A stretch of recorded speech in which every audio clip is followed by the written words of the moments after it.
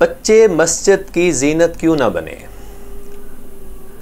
मोअज़्ज़िज़ सामीन, आज अगर बाजमात नमाज की पिछली सफ़ों पर बच्चों के शोर शराबे की आवाज़ें ना आ रही हो ना, तो खुदारा मुझे और आपको अपनी अगली नस्ल की बर्बादी पे अभी मातम करना चाहिए।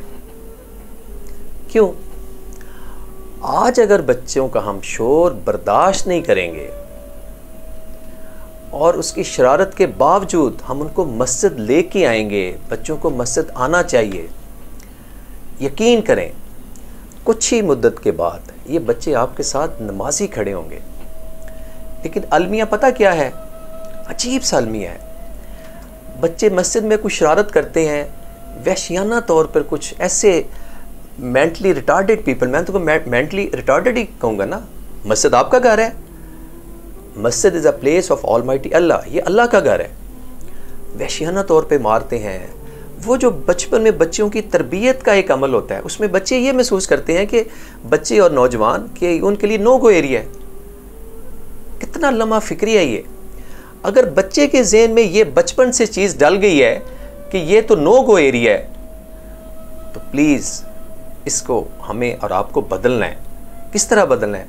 खुदारा आज अपनी इस गलती को मज़ीद मत दोहराएं। नियत करें कि हमने बच्चों को मस्जिद आने देना है, लेके आना है। अगर शरारत करेंगे तो बर्दाश्त करेंगे, ये आपने उनको रग़बत दिलवानी है।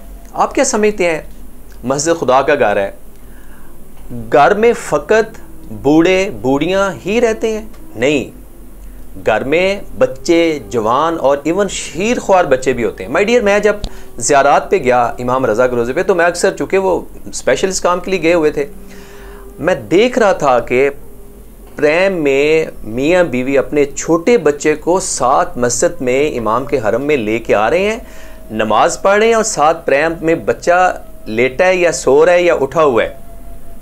ये तरबियत जब बच्चे की बचपन से होगी तो क्या आप और मैं महसूस करते हैं कि ये मुस्तकबिल का बेहतरीन खूबसूरत नमाजी होगा।